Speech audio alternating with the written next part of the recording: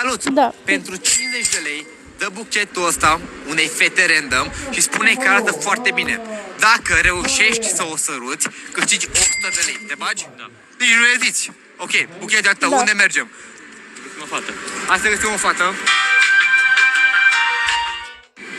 Îți oferă acest buchet de flori și dacă vrei să ieși cu mine la date. Îți oferă buchetul ăsta de flori și dacă vrei să ieși cu mine la date. Poftim. Mamă! Treci și la partea de dublaj? Da. Dacă îți dau un sărut, îmi dublează banii. Ești de acord? Da.